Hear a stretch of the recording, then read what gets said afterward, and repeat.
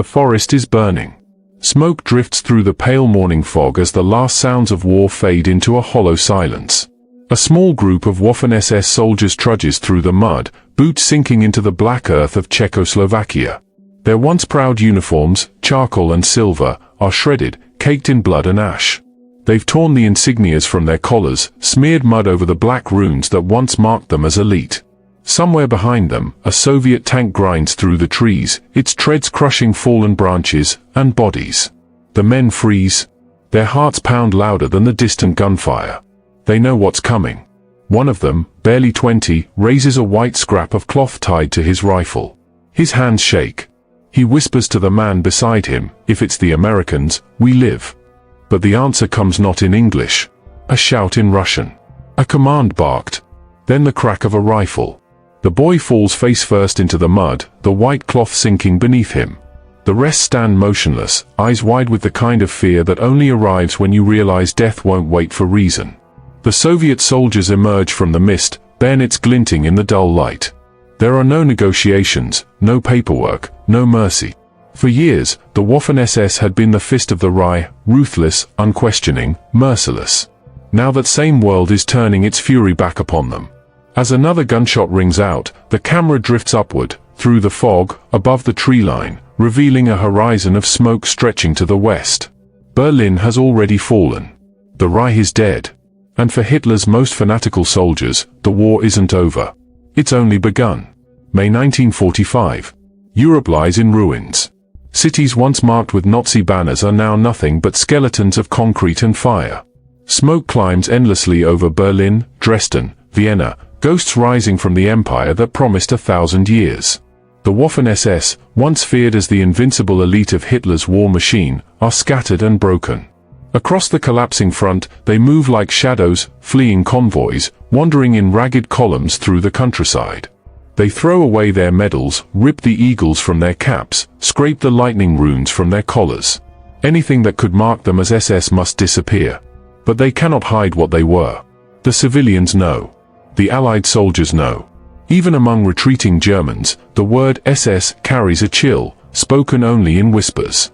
Along every road from Austria to Denmark, surrender columns stretch for miles. Wehrmacht soldiers march with hands raised, terrified, exhausted. But the SS are separated. The Allies pull them aside, eyes hard, silent. The Soviets don't even bother with questions. A German officer mutters, "The Americans will take us alive." His comrade answers, "If we reach them first." Between them and safety lies the Red Army, an ocean of vengeance wearing tattered Soviet stars. Villages burn as tanks roll east to west, hunting the remnants of Hitler's fanatics. In the fields, the bodies of SS men hang from trees, revenge left for others to find. Every surrender is a gamble. Every uniform, a death sentence. And yet, some still fight, not for victory, but to buy a few more hours of life. They fire into the fog, into the night, into nothing, knowing the war is lost, but refusing to face what comes after. The Third Reich has collapsed. But for the Waffen-SS, the reckoning has only begun. The white flags go up. But no one's surrendering. Across Eastern Europe, chaos reigns. Columns of Waffen-SS men stagger out of the woods with their hands raised, only to be met by the cold stare of Soviet rifles. There's no ceremony, no translation, no hesitation. A Red Army captain steps forward, pointing at the blackened insignia still faintly visible on a prisoner's sleeve. He spits into the mud. His soldiers know what that symbol means. They've seen the mass graves, the burned villages, the children left in the snow. The command is short, the gunfire longer. In the smoldering remains of a Polish barn, the walls are marked with bullet holes. Dozens of SS men lie in a heap, their faces pressed into the earth.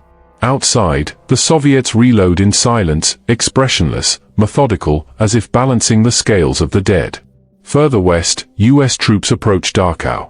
What they find turns their stomachs, barracks stacked with corpses, ovens still warm. The smell alone changes everything. When they drag out the SS guards, something inside the Americans breaks. There are no orders, no trials, no time. The shots echo across the yard. Rapid, deliberate, final. All across the continent, vengeance has become law.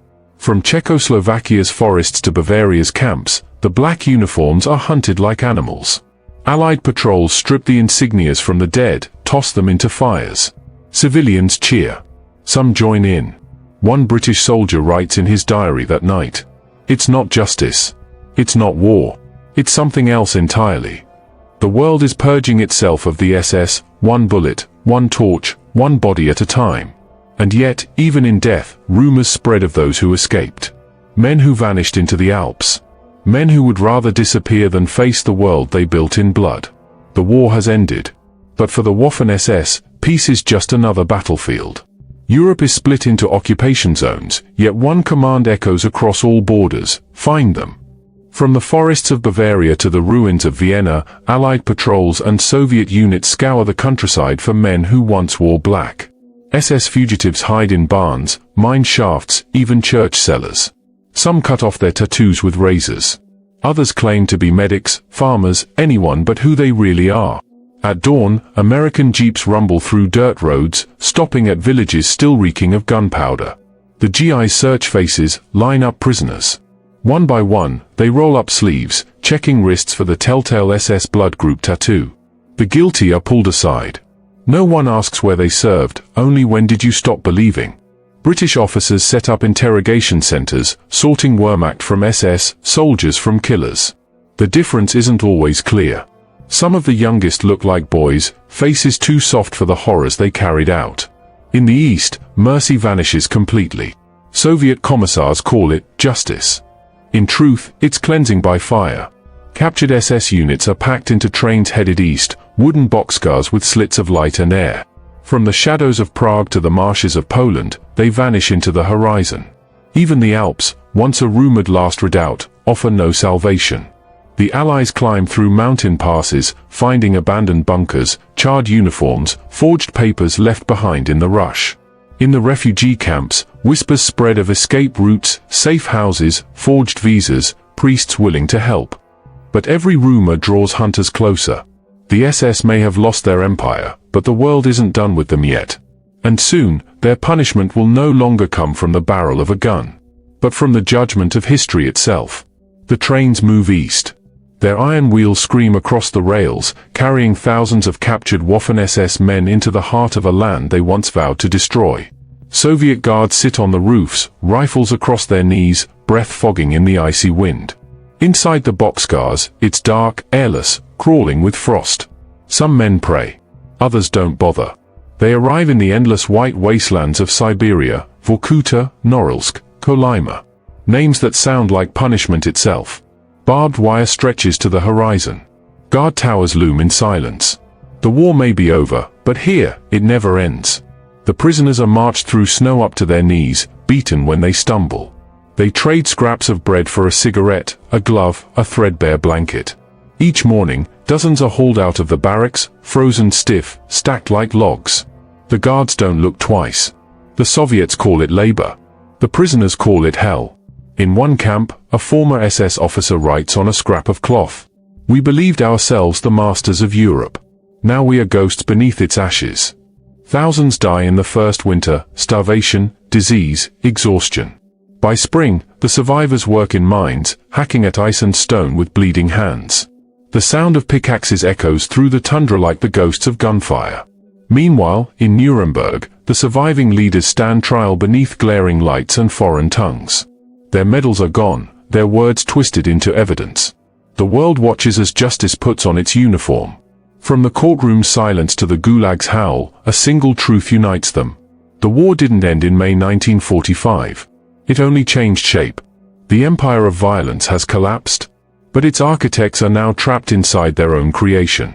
Nuremberg, 1946. The war is over, but its ghosts are seated in the dock. Under the harsh lights of an international courtroom, the surviving leaders of the SS sit in silence, faces pale, medals stripped, eyes fixed on nothing. The room smells of sweat, paper, and judgment. The prosecutors speak in measured tones, their words carrying the weight of entire nations. Behind them, projected on the walls, are the images that condemn an army, the camps, the victims, the atrocities. When the word Waffen-SS is spoken, the chamber falls silent. The verdict comes like a hammer. The SS is hereby declared a criminal organization. The statement reverberates across the shattered continent. From Berlin's ruins to the Gulag's frozen fields, every man who once wore the black uniform now bears that sentence. In the cells, some await execution. Others receive decades behind bars. A few, officers with influence, names, and secrets, manage to escape. Disguised as Red Cross workers, priests, or refugees, they vanish through what will later be called the Ratlins. In the chaos of post-war Europe, new identities are forged with stolen ink and silence. Ships leave from Italian ports, bound for Argentina, Spain, or the Middle East. Some find sanctuary. Others find betrayal. Soviet agents track them, Allied investigators reopen files, and local informants whisper names in exchange for rations. By the early 1950s, many of the fugitives are caught, dragged from safe houses, arrested at dawn, sent back to face the reckoning they fled. For them, time offers no mercy. For those left behind in Soviet camps, time is the cruelest punishment of all. Decades of hard labor, slow starvation, and a silence so deep it erases memory itself. The Reich may have fallen, but its shadows still move. Hunted, condemned, waiting for history to close its hand. The guns have gone silent, but their echoes remain. Across Europe, the black uniforms are gone, burned, buried, or rotting in forgotten graves. The empire they built on blood has dissolved into rubble and ash. In forests once scarred by war, wildflowers bloom where bodies once lay. In cities once ruled by banners and anthems, children now play among the ruins, unaware of the names carved into the stones beneath their feet. Of the nearly 900,000 who served in the Waffen-SS, hundreds of thousands never returned, killed in battle, executed after surrender, or consumed by the frozen hunger of Soviet captivity. The rest emerged from the shadows years later, older, broken, stripped of the pride they once wore like armor. They returned to a Germany that no longer recognized them. A world that remembered their crimes more vividly than their courage. Some tried to rewrite their stories, claiming they were just soldiers. But history does not forget so easily. The images from the camps, the villages, the massacres, those became their inheritance. Their legacy. The Waffen-SS had marched as an army of zealots, men who believed themselves invincible, chosen, purified by war. But the truth is written not in their victories, but in their ruins. Fanaticism had forged them. And in the end, fanaticism destroyed them. As the camera drifts across silent battlefields, rusted helmets, shattered insignias, graves without names, a single thought lingers.